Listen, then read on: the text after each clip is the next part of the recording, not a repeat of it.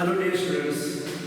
So today we will see about dehydrohalogenation reaction. आज हमें देखना है dehydrohalogenation reaction.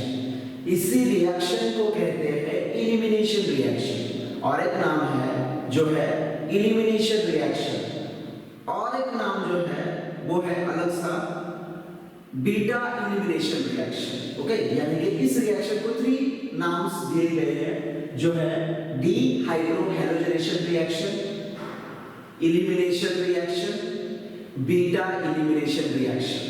अब ये जो 3 नेम्स इसे दिए गए हैं वो क्यों दिए गए हैं वो भी हम देखेंगे. ओके, अब सबसे पहले इस नाम की तरफ हम बढ़ेंगे. अब यहाँ पर देखिए ये सबसे पहला वर्ड जो है वो है डी. D for deactivate. अब डीएक्टिवेट यहाँ पर तो कुछ एक्टिव है ही, तो क्या डीएक्टिवेट करोगे आप? तो यहाँ पर डीएक्टिवेट का मतलब है रिमूव, रिलीज कर देना, बाहर निकाल देना. ओके, डीएक्टिवेट मींस बाहर निकाल देना. ओके, रिलीज कर देना. अब डीएक्टिवेट यानी रिलीज करना है, रिमूव करना है, लेकिन क्या? Hydro. Next word is hydro. अब हाइड्रो मींस हाइड्रोजन. अब जो हाइड्रोजन एटम अवेलेबल होगा उसमें उसे हमें रिलीज करना है, रिमूव करना है, डीएक्टिवेट करना है. Okay, next one halogen. अब हाइड्रोजन एटम के साथ जो हैलोजन अवेलेबल है उसे भी हमें डीएक्टिवेट करना है, उसे भी हमें रिलीज करना है. ओके, उसे भी हमें रिमूव करना है. तो हमें रिमूव करना है हाइड्रोजन एटम और हैलोजन एटम जो रिएक्टेंट में मौजूद है. ओके, डीएक्टिवेट करना है, रिलीज करना है, रिमूव करना है. इसीलिए इस रिएक्शन को कहते हैं डीहाइड्रोहैलोजेनेशन रिएक्शन. इसीलिए इस रिएक्शन को कहते हैं डीहाइड्रोहैलोजेनेशन रिएक्शन. ओके, सो देखिए अगर कोई मैं रिएक्टेंट लूंगा, यहां पर मैं रिएक्टेंट लिया हुआ है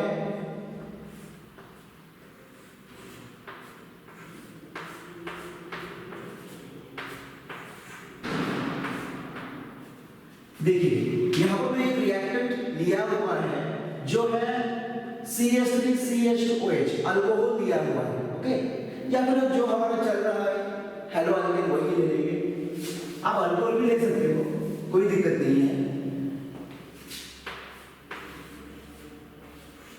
ओके, अब देखिए यहां पर ये जो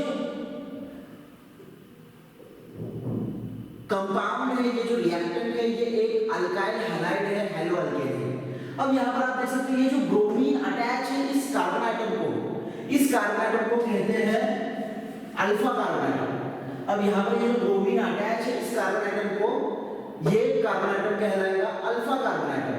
और इस अल्फा कार्बन एटम को जो अटैच है उस कार्बन एटम को हम कहेंगे बीटा कार्बन एटम. जो अल्फा कार्बन एटम को कार्बन एटम अटैच है उसे कहना है हमें बीटा कार्बन एटम. यानी जो फंक्शनल ग्रुप जिस कार्बन एटम को बॉन्डेड होगा, फंक्शनल ग्रुप जिस कार्बन एटम को बॉन्डेड होगा उसे आपको कहना है अल्फा कार्बन एटम, क्योंकि वो नंबर 1 कार्बन एटम है.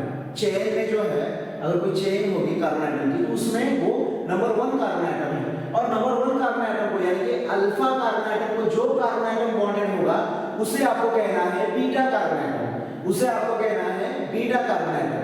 और जो नंबर 3 कार्बन एटम होगा उसे आपको कहना है गामा कार्बन एटम, उसे आपको कहना है गामा कार्बन एटम. ओके, और जो नंबर 4 होगा उसे आपको कहना है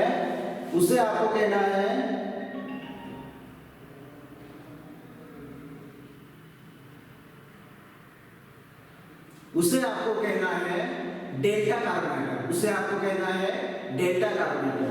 यानी कि number 1 carbon atom is alpha carbon atom, number 2 carbon atom is beta carbon atom, number 3 carbon atom is gamma carbon atom, and number 4 carbon atom is a delta carbon atom. Okay, number 1 carbon atom is a alpha carbon atom, number 2 carbon atom is a beta carbon atom, number 3 carbon atom is a gamma carbon atom, and number 4 carbon atom is a delta carbon atom. कम से कम इतने तो आपको याद होने चाहिए। Okay, सो देखिए अब यहाँ पर आप देख सकते हो, यहाँ पर अल्फा कार्बन आइटम को एक हैलोजन आइटम यानी कि फंक्शन ग्रुप यहाँ पर अटैच है। ओके, और इस कार्बन आइटम के पास यानी बीटा कार्बन आइटम के पास ये एक हाइड्रोजन अवेलेबल है। अब यहाँ पर CH3 है, मैं थोड़ा सा अरेंज कर लूं यानी आपको समझ में आ जाए। देखिए यहाँ पर मैंने कर लिया ये CH2 और ये H, ये जो H है ये मैंने बाहर निकाल दिया। ओके, अब ये जो अल्काइल हैलाइड है अगर हम उसे हीट करेंगे, अब इसे हमने हीट कर लिया, जब हम इसे हीट करेंगे तो क्या होगा, ये जो अल्फा कार्बन आइटम है यहां से Br यानी कि हैलोजन रिलीज हो जाएगा, बाहर निकल जाएगा, और यहाँ पर ये जो बीटा कार्बन आइटम है यहाँ पर हाइड्रोजन आइटम रिलीज हो जाएगा, बाहर निकल जाएगा। ओके, और यहाँ से इस कार्बन आइटम की तरफ से एक हाइड्रोजन आइटम और इस कार्बन आइटम के पास ये जो हाइड्रोजन आइटम बाहर निकलेगा, उसके बाद यहाँ पर बन जाएगा डबल बॉन्ड, यानी कि ये हो जाएगा CH2 double bond CH2 plus Br minus plus H plus. Okay, अब फिर से एक बार बता रहा हूं, देखिए अल्फा कार्बन आइटम से हाइड्रोजन आइटम बाहर निकलेगा, बीटा कार्बन आइटम से हाइड्रोजन आइटम बाहर निकलेगा, और अल्टरनेट कार्बन आइटम से दो आइटम से तो बाहर निकल रहे हैं एट अ टाइम, तो यहां पर एक डबल बॉन्ड बन जाएगा, यानी कि इस तरह से बन जाएगा। तो देखिए यहां पर ये जो अल्काइल हैलाइड है इसे जब आप हीट करते हो, ये जो अल्काइल हैलाइड है इसे जब आप हीट करते हो तो यहाँ पर अल्कीन बन रहा है, यानी अल्काइल हैलाइड में जब आप हीट करोगे तो उससे बनेगा अल्कीन। ओके, और इस रिएक्शन में आप देख सकते हो एक तरफ से हाइड्रोजन बाहर निकल रहा है और एक तरफ से हाइड्रोजन बाहर निकल रहा है, और इसीलिए इस रिएक्शन को कहते हैं डीहाइड्रोहैलोजिनेशन रिएक्शन। अगर आप अल्काइल हैलाइड को हीट करोगे, हीट करने के बाद उनसे हाइड्रोजन आइटम और हाइड्रोजन आइटम बाहर निकलेगा, और बाहर निकलकर अल्कीन ये प्रोडक्ट बन जाएगा। अब ये जो अल्कीन प्रोडक्ट जो बन रहा है वही आपका मेन प्रोडक्ट है, और इस रिएक्शन में आप देखोगे एक तरफ से हाइड्रोजन आइटम बाहर निकल रहा है और एक तरफ से हाइड्रोजन आइटम बाहर निकल रहा है, इसीलिए इस रिएक्शन को कहते हैं डीहाइड्रोहैलोजिनेशन रिएक्शन। ओके, अब और एक नाम है इसे, और एक नाम दिया गया है वो है एलिमिनेशन रिएक्शन।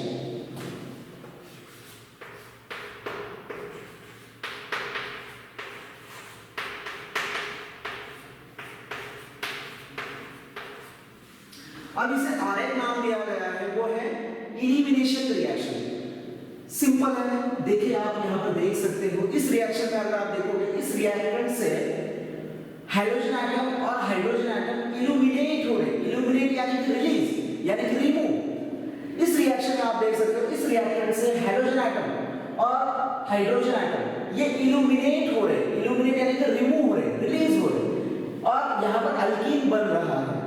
इसीलिए इस रिएक्शन में आप देख सकते हो ये इल्यूमिनेट होने की वजह से कुछ एटम्स या ग्रुप जो है वो इल्यूमिनेट होने की वजह से ये अल्कीन बन रहा है इस रिएक्शन में, इसीलिए इस रिएक्शन को कहते हैं elimination reaction.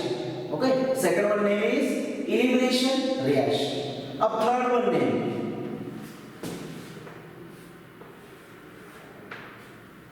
Beta elimination reaction. इस रिएक्शन को और एक नाम दिया गया है वो है beta elimination reaction, dehydrohalogenation reaction, next elimination reaction, और third one beta elimination reaction. इस रिएक्शन को और एक नाम दिया गया है जो है बीटा एलिमिनेशन रिएक्शन। अब इस रिएक्शन को बीटा एलिमिनेशन रिएक्शन क्यों कहते हैं? ओके, इस रिएक्शन को बीटा एलिमिनेशन रिएक्शन क्यों कहते हैं?